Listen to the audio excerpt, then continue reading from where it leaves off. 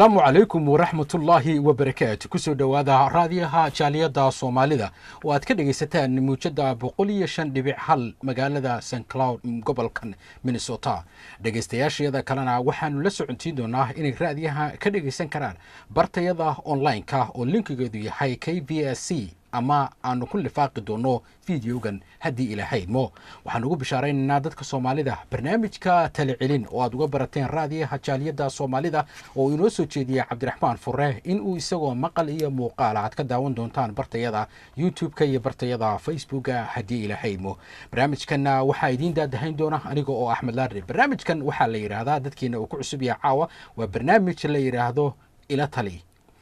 barnaamijka ayaa waxaa soo jeediyay Cabdiraxmaan Furre kaasoo dadka Soomaalida ah ee ku dhaqan magaalada St. Cloud gobolka Minnesota ayna soo weydiiyaan wixii su'aalo ah annagana markaasna Cabdiraxmaan uu u mariyo hawada jawaabta hadba su'aasha ay qabaan haddaba Cabdiraxmaan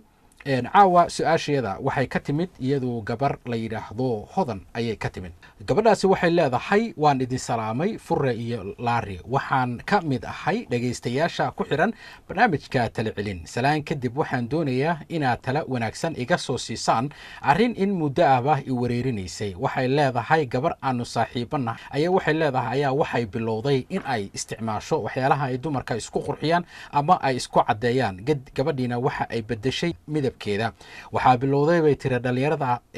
in ay aad ula soo haasaabo tagaan ama ay u soo aadaan gabadhaas ay ula sheekaysan lahaayeen waxay tiri xaqiiqdii waxaa dhacda mararka qaarkood in wiilka uu iga galaba damac in ay gabadhaas teleefankeeda uu sii weydiiyo marka waxay leedahay aniguna waxaan ahay gabar midabkeeda madow marka waxay weydiinaysaa gabadhan waxaan jeclahay in aan sida gabadhaas oo kale iscadeeyo si ay balanigana aan magaranaysaa shukaansigaan u helo marka waxay ku weydiinaysaa gabadha maxaad igula talin lahayd ayay ku leedahay Cabdiraxmaan Furre bismillah in laarwad baadsan tahay in runtii waa su'aal mudan in loo helo jawaab kaafisa oo xal noqoto xaaladda hadda ay gabadhaasi ku sugan tahay oo midda keentay inay xataa maqaarkeeda doonayso inay u bedesho si gabadha saaxiibteeda ay sacdaysay oo kale ay noqoto waana mid la fahmi karo sababta balse waxaa jira waxyaabo fara badan oo mararka qaarkood dadku ay ku dhaqaqaan balse marka dambe ay ka shaleeyaan oo ay dhahaan maxaad u samaysay yaa sidii hore kaa dhiga qoon fara badan balse intaan u gudagelin tala celinteeda bal dhowr arrimood aynu ka salgaarno kadibna waxaynu heli doonaa jawaabta rasmiga ah in su'aashan aan markaasi qadadhigi doono waxaa la yidhaahdaa iscadayn ama waxa luqadda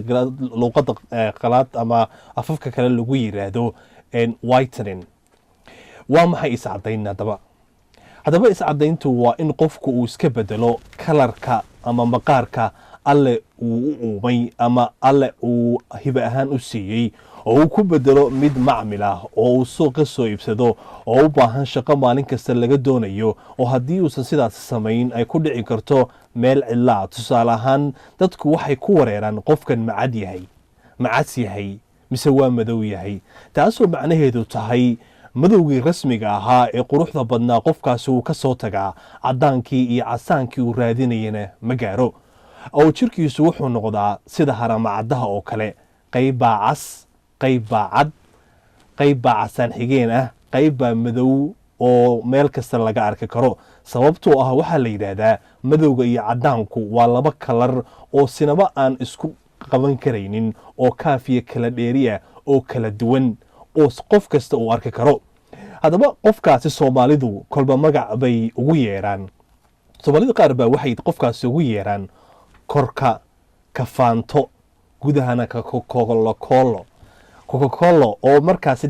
dabcan laga wado inay qofkaasi casaan ama caddaan tahay inta kalena ay ka madowdahay oo ayna lahayn meel loo raaco sababta qofka cad la garay qof madow la garay qof maarina la garay balse madow casaan ama casaan madoobe xitaa markii eray bixin loo raadiyey ku dhawaaqitaankeedu waa mid fool xun oo qofka ku qasbaysa inuu si qaldan magacaasi u yiraahdo midda kale waxaan gabdhaha walaalahay doonaya inaan fahansiiyo laba arrimood oo English ku kala duwan balse Soomaaliga isku dhow oo kala ah whitening iyo lightening oo af Soomaaliga inta badan oo ku fasirmo ama lagu fasiri karo ama loo yaqaano oo kaliya iscadayn. bal aan ku hormaro kelimada la yiraahdo whitening. ereyga kelimada whitening wuxuu muujinayaa in qofku uu doonayo inuu iscadeeyo ay tahay inuu maqaarka iska bedelo oo jirkiisa ka qaado dubkii saarnaa oo uu dul saaro midaan rasmi ahayn oo alla uusan hiba ahaan u siinin oo uu isticmaalo kiimiko ama daawooyin fara badan oo la isku daro oo jirkiisa cadeeya ama caseeya. sida uu markaasi doonayana aysan noqon inta badan. daawooyinkaasna waxaa ka mid ah mid ay Soomaalidu asalkii hore caan ku ahayd oo la dhihi jiray diyaana, balse hadda laga ilbaxo daawooyin kale oo ka macaan kana khatarsan ayaa la bartay. haddaba kareemada la marsado waxay jirka u keeni karaan khatar gaar ahaan maqaarka oo marka dambe horseedi karta in qofkaasi cudurrada dhanka maqaarku ay ku dhacaan ama kuwo kale oo caafimaad ahaan aan u wanaagsanayn. dhakhaatiir fara badanna arrintaasi way ka digeen. halka lightening waa erey muujinaya in qofku maqaarkiisa uu ku dadaalo in haarka ama madowga yaree saaran jirkiisa uu iska qaado, waana mid ku xiran nadaafadda qofka oo ay tahay inuu qofku isnuuriyo oo quruxda alla siiyey ee dabiiciga ah soo saaro. balse waxaa sidoo kale jira kuwo arrintaasi khalad fahmay oo jirkooda dubka ka qaada oo hadda u maleeya inay dahaarkii ama haarkii madoobaa ee maqaarkooda soo fuulay iska qaadayaan. haddaba hoodanay waxaan rabaa dhibaatooyin aan soo tirin doono hadday ku haystaan waa arki doontaa. haddii aadan dhibaatooyinka midna aadan lahaynna adigaa nasiib leh ee si fiican hadalladayda u dhugo. su-aasha koobaad aan ku weydiinaya waxa weeye, habeenkii marka aad seexato ma ka walbahaartaa in muuqaalkaagu nooc kale uu noqdo? subaxii markuu waagu baryo muraayadda ma ku oradaa si aad u hubiso in muuqaalkaagu isbedelay iyo in kale? jirkaaga qayba nooc ma tahay? meeli ma caddahay, ma cas tahay, ma madowdahay, nooc lagu wareeray ma tahay? xubnaha jirkaaga qayb ma qarisaa, qaybna bannaanka ma u soo saartaa? sababtu waxay tahay midba midda kale lama sinne, way kala duwan yihiin oo muuqaalkiibaa kala duwan. meel baa casaana, meel baa madowa, meel baa caddana, meel baa magaclay ah. in la arkana ma ka cabsataa? qoortaada iyo qaybaha jirkaagu ma kala muuqaal duwan yihiin? ma ka walbahaartaa lacagtii aad daawada aad isku caddayn lahayd aad ku gadan lahayd toddobaad kasta, bil kasta meeshaad ka heli lahayd? walbahaar ma kugu hayaa haarka ay daawada laysku caddeeya kugu reebtay? jirkaaga finan fara badan ma ka soo daateen kiimikada aad marsata darteed? dadku laba qof oo kala duwan ma kugu tilmaamaan? ciilkaambi iyo calool xumo ma la ilmaysaa marka aad daawada laysku caddeeya marsato? ileen waad nuuraysaaye markay kaa dhammaatana dadku ma kugu wareeraan waxaa tahay? dadka darisku ma ku siiyeen naanays way iscaddaysaa oo marka ay daawo marsatana way nuurtaa, markay ka dhammaatana bannaanka xataa uma soo bixi karto? xanuun dhanka maqaarka ma kugu dhacay oo walbahaar ma kugu hayaa? hadallada darisku ama jaarku ma ku dhibaan oo maalinba waa nooc tani, xilli way cas tahay, xillina way madowdahay, xillina waa kalar aan la aqoon? maalin ma ku faraxdaa inaad bannaanka u baxdo, maalinna ma diidaa inaad bannaanka aado sida caadada gabdhaha iscaddeeya oo maalintay nuurayaanna wareeg jecel, maalintay dawadu ku qallocatana mugdiga aan ka soo bixin? haddaba hudanay intaas iyo inka badan haddii aadan dareemin sababaad u cabato ma haysatid, ee muuqaalkaaga rasmigaa ku qanac, sababtoo dhib unbaad ka faa'iidaysaaye wax kalood ka faa'iidaysa ma laha. waxaana sidoo kale jira gabdho fara badan oo iscadaynta si khaldan u fahmay, tuduc maahmaah u eg balse aan maahmaah ahayn baa jira oo Soomaalidu halqabsi ay ka dhigata, gaar ahaan gabdhaha iscadeeya oo yiraahda doqon iyo habeen baa madow, kuwaasoo oraahda markaasi si khaldan u fahmay oo midabkii rasmiga ee alla siiyey ka doorbiday mid samaysa oo ugu dambeyn u keeni kara in qofkan lagu wareero ma cas yahay, ma madow yahay, ma maariinba, ma maraanba iyo wax aan la kala garanaynin. xagga wiilasha haddii aan u jeedsado oo kuwa saaxiibada ku soo orda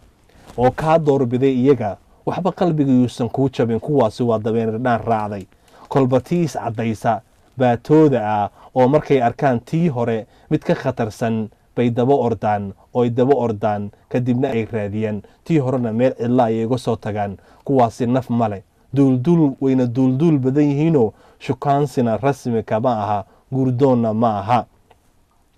waa kuwo uun dhabanka dhalaalaya ee dhaashiga la mariyey iyo daawooyinka kiimikada ah ee lagu dholdhooliyey daba orda oo waxba yaysan caloolxumo kuwaasi kugu haynin. ninka midabkaaga dhaladka ay alla ku siiye aan kugu soo raacin ee doonaya inaad marsato daawooyinka laysku caddeeya kiimikada lagu dara naftaadana halis inaad geliso, inaad markaasi u soo marsato awal buusan dan iyo muraadba kaa lahayn. balse xataa miyuu ku dhaho orodoo Victoria Secrets alaabo yaryarood isku nuurisid ka soo qaado, taasaaba wanaagsanayde, waa hadduuba rajo kaa leeyahay. hodan waxaa jira 3 hinaase ama masayr oo kala ah mid xaasidnimo iyo xin leh ama wata, mid xamaasad wata, mid xanuun wata. balse hadda kaagu waa mid xamaasad wata oo la xakamayn karo, waana adiga oo ku qanca midabka alla ku siiyey, iskana ilooba saaxiibtaada iscadaysay iyo ragga daba ordaya. waayo waxaa la yidhi tallaabo aan loo dhalan labo ma dhaafto. walaal ku faan midabkaaga dhaladkee alla ku siiyey, waxaana imaan doona mid aad dheeman iyo luul u tahay oo sida aad tahay kugu jecel, abidkaana kaa tegi doonin. sababtuna waa adigu ma tihid midab jirjiroole kolba nooc noqota, maalinna cad, maalinna madow, maalinna midabkeeda aan la kala garanaynin, ee waxaa tahay midii uun weligeed midabka keliya lahayd.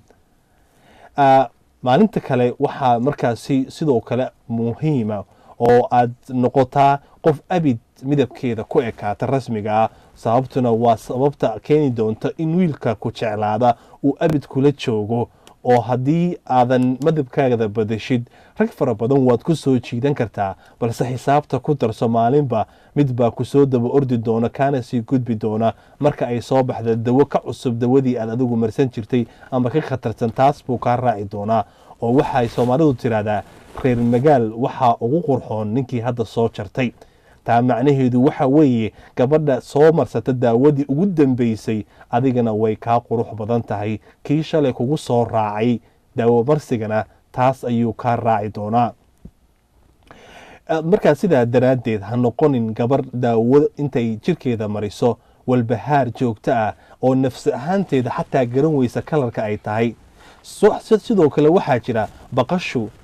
reer toosa ma laha. baqal waxaa la yidhi aabbaheed waa faras, hooyadeedna waa dameer.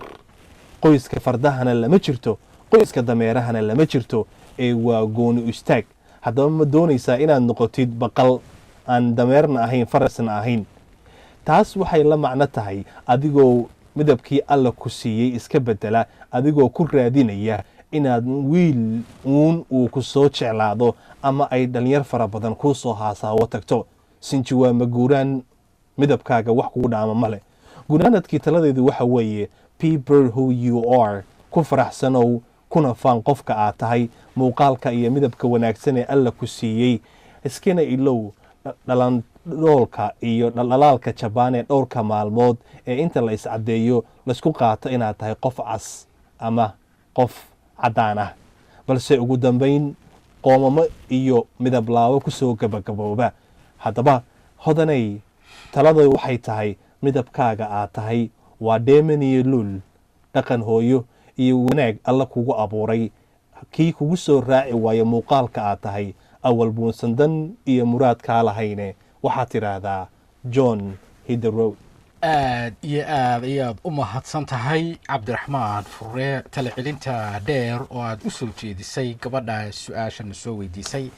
dadka ku cusub barnaamijkan caawa ama ka daawan doona barta facebooka, barnaamijkan waa barnaamij tala celin ah oo cabdiraxmaan fure oo isagu ah wariye qabiir ah lagu soo weydiiyo su-aalaha quseeya bulshada. su-aalahaasoo noqon doona noocay doonaanba ha ahaadane, isagana uu u soo jeediyo jawaabta. haddana waxaanu u gudbi doonaa qaybtii aanu cabdiraxmaan bal aanu ku weydiin lahayn su-aalaha. cabdiraxmaan, waxaa jirta gobolkan Minnesota in ayba ka socoto gobolka xataa in ay gaartay dacwado la xiriiraan in qaar ka mid ah dukaamada Soomaalida lagu iibiyo waxyaalo keeni kara toxic ah oo loo isticmaalo inay dumarka jirkooda ku cadeeyaan. waxaana igu maqaalo ah in qaar ka mid ah laga ururiyey dukaamada. waxaa igu maqaalaha sidaas oo kale ama jirta gabar iyadu markaas Soomaali ah oo ku nool magaalada Minneapolis oo nurses ah inay dumarka ay kala taliso ayna la kulmaan bulshada Soomaalida iyadoo arinta ka talasiinayso. waxaan rabaa inaan ku weydiiyo intii aad hadda barnaamijkan aad jeedinaysay waxaa laga yaabaa dadka qaarkood inay yiraahdaan raggan maxaa ka quseeya waxyaalaha ay dumarka ismariyeen, laakiin adigu waxaan filayaa inuu walaac ka hayo xaggii dhaqankii isbedelay quruxdii dumarka ku halaabaysa. marka waxaan jeclahay dhowr su'aalood inaan ku weydiiyo. ma keeni kartaa iscadeyntan ay gabdhuhu iscadeeyeen caafimaad darro? xanuunada waxaa ka mid ah hadda bini'aadan kale ku dhaco aan Soomaalida ku yaraa xanuunka la yiraahdo skin cancer, maqaarka dadka kansarka kaga rida. waxaa ka mid ah xanuunada qaarkood oo qofka maqaarka jirkiisa bedeli karo marka u baahan ka dhakhtar dermatologist ah inuu u tago maqaarka. maxaan wax warbixin ka haynaa inay dhibaatooyin u geystaan waxyaalaha dumarka isku cadeeyaan caafimaadkooda?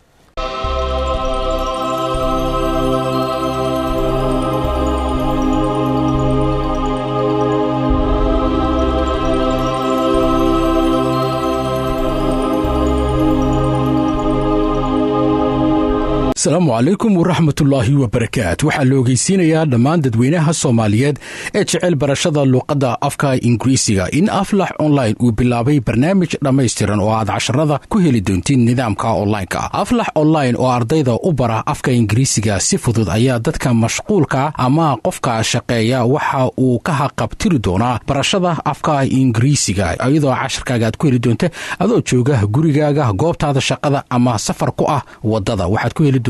emailka ama waxaad ku helaysaa barta WhatsApp-ka. Aflax Online ayaa wuxuu leeyahay goobo ay ardayda ku wada sheekaystaan oo luqadda ay ku sameeyaan practice sida WhatsApp-ka, YouTube-ka ama Facebook-ka. barnaamijkan ayaa wuxuu si gaar ah u caawinayaa dadka Soomaaliyeed ee u soo hijrooday wadamada reer galbeedka sida wadanka Ingiriiska, Mareykanka, Canada iyo kuwa kale ee ku sugan Yurub ama dhammaan dadka Soomaaliyeed. waxa oo kale oo barnaamijkan anfacaya dadka ganacsatada oo doonaya inay ka ganacsadaan wadamada adduunka sida South Africa ama Asia anagoo u sameyn doono barnaamijyo gaar ah oo ah luqadda afka Ingiriisiga. barnaamijka Aflax Online ayaa waxa uu bilaabay koorsooyin dhammaystiran oo aad heli doontid 4 maalmood casharadaada. barnaamijyadan oo isbal walba bilaaban doona barnaamij cusub kuwaas oo socon doona 3 bilood. dhammaan casharada Aflax Online oo idil waxay ku wada bixi doonaan afka Ingiriisiga iyo afka Soomaaliga. dhammaan casharada Aflax Online waxa ay ku qoran yihiin afka Ingiriisiga iyo afka Soomaaliga waxaana lagugu sharaxayaa afka Soomaaliga. macallimiinta dhiga iskuulka Aflax ayaa waxay u leeyihiin khibrad luqadda afka Ingiriisiga. qiimaha casharada 4 maalmood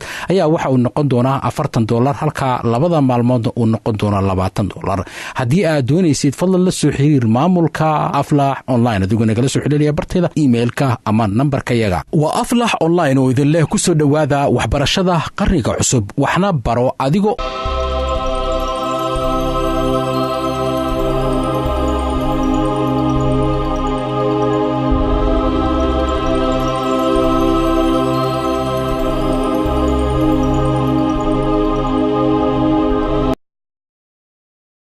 waa maasantay Lario inkastoo aan dhakhtar ahayn haddana markii aan inta badan su'aal ka jawaabayo waxaa ii suurta gashay inaan xog raadis sameeyo oo aan soo baaro su'aasha horta aan baaro waxaa ka mid ah horta asalkan waxani waa maxay waxyeelada uu qofka ku samayn karo ama dhibaatada ku haya maxay yihiin waa su'aalahan baaray ka mid yihiin dhakhaatiirta ayaan dib u raacay qoraaladii iyo maqaaladii ka sameeyeen aad baa looga digayaa lianna waxa weeye waxaa la yidhaahdaa kiimikadan ama bahalkan la isticmaalayo asal ahaan looguma talagelin in laysku cadeeyo. waxaa loogu talagalay in lagu dhayo dadka gubtay meelaha qaarkood jirka soo maqaarkiisii dib ugu soo noolaado. marka wax kasta oo loo isticmaalo wixii ay ahaayeen wax ka duwan cilad bay keenaan. mithaal yar baan ku siinaya kaniinka madax xanuunka ee ibuprofenka ama advilka oo Soomaalida lagu taqaan Novalgin iyo Panadol iyo dhahan haddii cadadka ama qiyaasta aad qaadan lahayd ka badan aad qaadatid waa lagu xanuunsadaa xaalad kalena uu keenaa. markii aan maqaalkan akhrinayay oo meelo fara badan xogta ka soo ururiyo waxaa ii soo baxday in cuduradan iyo skin diseaseska la sheego ay horseedi karaan hadduu qofku si xad dhaaf ah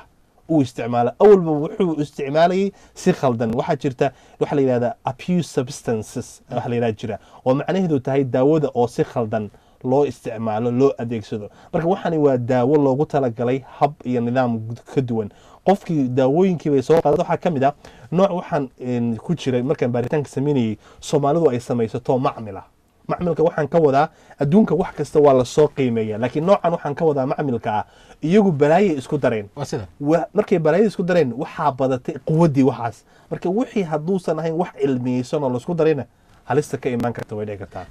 waa meesha aan rabo waxaan arkay marar fara badan dumarka soomaalida dadkii hore waxyaalaha dumarka lagu ammaano ama soomaalida guud ahaan lagu ammaano waxaa ka mid ah oo ilaahay uu siiyey midabka quruxda badan waxaan leenahay ma nihin maxaan ku rahdaa mararka qaarkood hadday noqoto muuqaalka soomaalida timaha hadday noqoto wejiga hadday noqoto midabka hadday noqoto dadka soomaalida waa dad qurux badan waxaa jirta hees maarinin casaan gala oo midab u gaare dumarka soomaalida markii la ammaanayay waxaan rabaa inaan ku weydiiyo arrintan hadda aad ka dhawaajisay oo ah waxyaalaha la isku qasqaso waxaa soo baxay waxyaalo aan aad ula yaabo waxaad arkaysaa hadday noqoto snapchatka hadday noqoto facebooka baraha bulshada soomaalida waxaa ayaamahan ku soo badatay qof aan wax aqoona aanan u lahayn chemistryga ama wax isku dardarka kiimikooyinka ama aanan dhakhtar aanan hayn ama aanan aqoon aan lahayn oo intuu wax isku qaso dhahaya kareemkan jirkeyga waa sidaan ku noqday iga iibsada marka maxay kula tahay qofkanna aad aqoonba uusanba u lahayn weligiina uusan iskuul u tegin haddana qof uu consultation uu siinayo ama uu ka iibinayo waxyaalaha ayaga isku soo qasqaseen dadkaasi dhibaato ma ka mid yihiin arrimaha dhibaatada ku haya bulshada soomaalida marka laari mahadsanid horta hubaal waxaa ah waxaa jiray tuducyo hadda aan soo sameeyey oo aan raba inaan dadka la wadaago waxaa ku jira 2 tuduc baan soo qaadanaya mid 3 baan soo qaadan waxaa la yidhahdaa waxaa taqaanaa la tacliiqiyaa waxaad macnaha tabacdaa lagu tanaadaa waxaad tashiishaa lagu tanaajiraa xikmaddaasi waxaan ka wadaa qofku wuxuu yaqaanuu tacliiqin karaa dhammaan dadka meesha facebookyada iyo xarumaha bulshada macnaha goobaha bulshada ama facebooka snapchatka meesha doontaba ha noqoto ama goobaha isku xirka bulshada la yidhahdo social media dad fara badanoon aqoon wanaagsan u lahayn waxay sharxayaan baa ka buuxa hadda barnaamijkan talacelin markaan samaynayno waxaan ku soo aasaasa saldhig waxa u ah inaynu wixii soo baarno maaha inaynu annaga fikirkeena keliya unaan siinayn marka qofku waxaa la rabaa markuu wax kiimika ah ama wax daawo la marsado oo ointment waxa luqadda afka qalaad lagu yiraahdo boomaato la marsanayo waa inaad taqaanid side effects-gan ay yeelan karto cadadka uu qofku qaadan karo wixii inaad ka soo qaadato meel iska soo fariisatay ku soo dhawaada barnaamijka isqurxinta who are you first su-aasha waaba taasba macnaha are you certified qof qof fikirka caafimaadkiisa dhan aad fikirkaaga aad wax isku qasaad marka intooda badan waa xaweeye magac raadis waxay doonayaan in la raadiyo waxay doonayaan hanti ku sameeyaan oo dawooyinka iyo waxaan ay samaynayaan ay dadka ku gadaan laakiin tala waxaa iga ah way wanaagsan tahay anigu waan jeclahay dadka keena fikirka cusub kama soo horjeedo in fikir la keeno laakiin fikirkaagu waa inuu yahay fikir sita caafimaad iyo horumar laakiin fikir bulshadiisii cunaya oo halis u keenaya hadda tusaale ahaan warbixinta markaan qorayay waxaa jira qodobo fara badan oo qalbigayga xanuujinaya marka gabadhii walaashii ahayd ay qayb ka mid a jirkeeda qariso qaybna ay banaanka dhigto adigaba qiyaas bilaa calayk because qaybtan ay banaanka dhigayso waa qaybtii caddayd qaybta kalena sigsaan iyo shiraabaad iyo balaayay kusoo xiraysaa ama socks ama waxay soo gadaysaa gloves leanna waxaa weeye gacantiina waa qayb ka mida waa madow wejigiina uu ifay weliba waxaa aad u sii daran markii labada qaybood wanigu lahaa madowga iyo caddaanku waa laba kalooroo istiida qofku markuu caddaan meel ka cas yahay meel ka moodiya markii waad fahmaysaa gabar waxaa laga yaabaa inay sheekaynayso gacanteeda qayb ka mid a waa maxay madow weliba nooc oo aan magac u waayey iyo qayb ka mid a dhabankeeduna waa dhalaal marka haddiiba saas dhibaato u keenayo qofka waxaa roon inuu midabka uu yahay ku qanacsanaado leanna qanigii idhi wiilka kugu doonan waayo dookaaga iyo kalarka iyo noocaa tahay dee awalbu wuxuu ahaa dhalaalka jabandhaga u dhigin qof dhabankeedu dhalaalaysuu doonayaa maalintuu helo mid kaa dhaban macaan oo daawadan weliba de casrigan dambe waad aragtay waa laga ilbaxay waagi hore dadkii hore diyaano unbay daba ordi jireen laakiin hadda waxaa lasoo daba ortay alaabo casri ah ma fahantay marka arrinta waxa weeye qofka inuu ka taxadaro waxa uu jirkiisa marsanayo iyo weliba qofka uu cashirka ka qaadanayo waa arrintan ku daalayo dadkan facebooka soo wada gelaya maaha dad cilmiga waxa ay sheegayaan daris la كل سيدو عبد الرحمن شاقي وناكسن تاي قف والبو صوماليا او ganacsi sameynaya ama horumar sameynaya inuu sameeyo laakiin waxaanan wanaagsaneyn qof caafimaadkiisa ama muuqaalkiisa adigoo aanan aqoon u lahayn inaad tala ka bixistid si hadhowti qofka haddii ay dhibaato ku dhacdana aadan awoodin inaan micni dhibaatadii uu qofka u sameeyey waxa leeyahay xaqiiqdan waxaan kula talin lahaa anigu naftigayga dadka Soomaalida oo raba inay furtaan waxyaalaha dumarka lagu caawiyo waxaan garanayaa wadankan Mareykanka timajaraha hadda aragtina noqotid waa inaad u qaadataa training waa inaad kala bogaataa kiimikooyinka ma furan kartid gobolkan Minnesota timajare adigoo aanan certificate haysan ama aan training soo marin meelaha sidoo kale dumarka timaha loogu hagaajiyo college baa loo galaa gabdhuhu 2 sano iyo waxbay ku bartaan waxa la baro ugu weyn waxa weeyaan kiimikada marka waxaa nasiib darro ah iyadoo timajarihii laga rabo wadankan inuu tababar u qaato si uu kiimika u kala barto in qofka dhan qof wajigiisa marinayo uu ka dhigo wuxuu asaga isku soo qasay uu kula taliyo waa nasiib darran leenahay laakiin haddii aad jeceshahay waxaa wanaagsan inaad jaamacadaha ama iskuulaadka u geshid oo aad baratid waxaan rabaa hadalka ugu dambeeya aad ka dhawaajisay oo ah kartid micnaheed dadnimada dhalinyarada oo xumaatay waxaa jiri jirtay waagii hore ragga inay dumarku waxyaalo ku xiran jireen waxyaalo badan la eegi jiray sidoo kalena diintuna way ka hadashaa waxyaalaha dumarka lagu xisho laakiin hadda waxaad moodaa waxyaalo yar yar oo muuqaalka uu ka mid yahay iscadaynta iyo wax kale aan dhaamin inay raggu ay ku xishaan marka haddaan dib kuugu soo celiyo maxaad ayagoo dhalinyarada kula talinayd maadaama cadaadiska gabdhuhu ay isku cadaynayaan badidii sida gabadhan ay sheegayso uu ka imanaya dhinaca ragga inay bal fikirkooda ay ka bedelaan gabdhaha ay eegaan aqoonteeda dadnimadeeda akhlaaqdeeda diinteeda inay eegaan aqoonteeda kale ma garanaysaa halka ay ku mashquul lahaayeen gabadha midabkeeda ayna ku kalif lahaayeen gabadha inay iscadayso oo bismillah horta inta badan waxaa jirta wax la yiraahdo wax waadixa oo bini aadanku aysan u baahnayn inay raadiyaan laana waxa weeye qofka ninka ragga ay hadduu gabadha rajo ka qabo oo uu doonayo inuu guri geysto waxyaabo aan soo gelayn baa jira tusaale ahaan waxaa ka mid ah midabku ma la diidana inuu qofku qurxoon yahay way ku jirta gabadhu inay qodob qurxoon tahay laakiin quruxda bayna dadku kala fahmayaan quruxdu kaliya ma aha in qofku intuu diyaanaso ama dawo soo marsado uu jirka dubkiisa iska qaado waxaa ka mid ah dadnimada quruxda qalbiga gudihiisa ku jirta marka ninka ragga waxaa la rabaa gabadhu inuu ku doorto dadnimadeeda iyo diinteeda iyo asluubteeda inuu ku doorto raadadan uu ku dooranayo inay Snapchat waxay soo dhigtay soo dhaashtay ama daashi ay soo marsatay ama cosmetics waxa la yiraahdo marka dhalinyarta waxaan kula talin lahaa gurdoon haddaa tahay raadi gabar aan muuqaalkeeda bedelin laana waxa weeye qofku markuu uu muuqaalkiisa bedelo waa laga yaabaa 2 sano ama 3 sano inuu nuuro laakiin waxa u dambeeya qoomamo iyo shalayta u dambeeysa waxaan idhi talaabo aan loo dhalan labo ma dhaafto marka gabadhuna ha ku faraxsanaato muuqaalka ay tahay ninkan sidaas ku rabin awal buusan dan iyo muraad toona kala hayn sidoo kale dhinaca kala gabdhaha waxaa laga yaabaa waxyaalo fara badan hadday gabadha ay ku dadaasho inay yeelanayso waxyaalo badan oo ragga ay ku xishaan waxaa ka mid ah rag baa waxay ku xishaan gabadha diinta rag baa waxay ku xishaan aqoonteeda rag baa waxay ku xishaan kartideeda kale waxaana jira adduunkaba dumarka marka la leeyahay empower hala tayeeyo dumarka inay ka mid tahay aqoonteeda gabadhu sababtoo tahay gabar maanta hadda for example jaamacad ka baxday oo looyarada ama dhaqtara ma waayeyso dabcan kay doonto ayadaa markaa farteeda ku xulanaysa dhinaca gabdhaha ma kula talin lahayd gabdhuhu naftigooda inay tayadooda aqoontooda iyo ay ku dadaalaan halka ay skinkeeda oo ay nin u bedel lahayd ها طبعا وسؤال مهم وايو waxa jira waxni way nagaadaan oo way wax mustaqbalka ku anfacaya maxaa kamida cilmigeeda kamida cilmigeedu waxa weeye ayatiin buu leeyahay lagu tashanka hadda gabadhan nursiga register nursiga gabadha dhakhtarada gabadha in ka shaqeysa in let's say the city county or any county or Hennepin county ka shaqeysa aqoonteeda ku joogtaa laakiin muuqaalkeedii iyo kuma jirto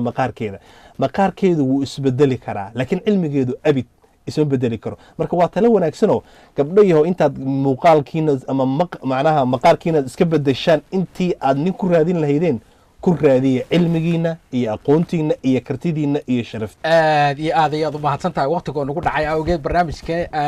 cabdiraxmaan fure barnaamijkayaga maanta intaas ayaanu kusoo gabagabayn doonaa intaanu ku kulmi doono barnaamijkan waa anigoo axmed laari ah iyo cabdiraxmaan fure waxaan idinkaga tegaynaa heestii aan u xulnay barnaamijkan isbuucan intaanu ku kulmi doono barnaamijkan.